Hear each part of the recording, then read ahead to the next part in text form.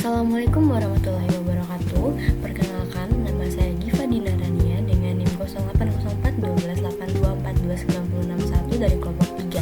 Di sini saya akan mempresentasikan tentang mikrofilamen dan filamen intermediate. Nah, sebelum mulai presentasi, di sini saya menampilkan anggota-anggota dari kelompok 3, yaitu ada Arafiq, Sali, Marisa, Nabila, Merisha, Giva atau saya sendiri, Syifa, kemudian Nina. Baik, akan saya mulai dengan apa itu mikrofilamen. Mikrofilamen adalah seutas rantai ganda subunit aktin yang memuntir. Disebut juga filamen aktin karena tersusun atas molekul-molekul aktin berupa protein globular, di mana berkat keberadaan protein-protein yang berikatan di sepanjang sisi filamen aktin akan memungkinkan filamen baru membentang sebagai cabang. Selanjutnya ada peran utama mikrofilamen.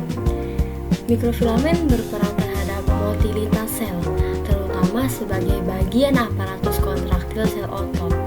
Ribuan filamen aktin tersusun paralel satu sama lain di sepanjang suatu sel otot, berselang-seling dengan filamen-filamen lebih tebal yang terbuat dari protein yang kita kenal dengan miosin. Mikrofilamen ini berupa kelas serat tertipis, terbentuk dari batang padat protein, berupa rantai ganda terpiring dari subunit aktin, dan berdiameter sekitar 7 nanometer. Apa saja fungsi-fungsi dari mikrofilamen? Jadi, mikrofilamen ini berfungsi membentuk jaringan 3 dimensi di dalam membran sel. Kemudian, di dalam sel otot, filamen aktin berinteraksi dengan filamen miosin untuk menciptakan kontraksi otot. Baiklah, kita masuk ke filamen intermediate. Filamen intermediate merupakan pengukus sel yang lebih permanen daripada mikrofilamen dan mikrotubulus, seringkali diuraikan dan dirakit kembali di berbagai bagian sel.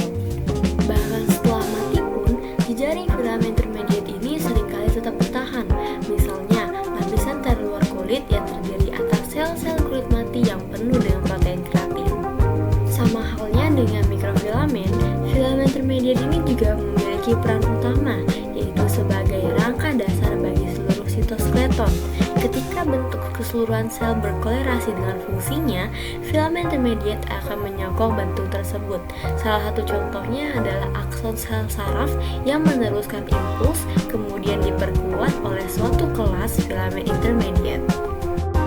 Selanjutnya ada struktur filamen intermediate, yaitu terbuat dari protein keratin, di mana protein tersebut adalah protein yang sama dengan yang ada di rambut. Kemudian bersifat khusus untuk menahan tegangan, dan yang terakhir ukurannya berkisar antara 8 hingga 12 nanometer. Lalu terdapat fungsi-fungsi daripada filamen intermediate, yaitu yang pertama, menahan sesuatu pada tempatnya di dalam sel. Yang kedua, sebagai perlengkapan sitoskeleton yang lebih permanen. Yang ketiga, memperkuat bentuk sel dan memperbaiki lokasi organel, di mana nukleus ditahan di tempatnya oleh jaringan filamen intermediate. Nah, penjelasan mengenai fungsi-fungsi filamen intermediate merupakan penjelasan terakhir dari presentasi saya. Terima kasih atas perhatiannya. Salah kata mohon dimaafkan. Saya akhiri. Wassalamualaikum warahmatullahi wabarakatuh.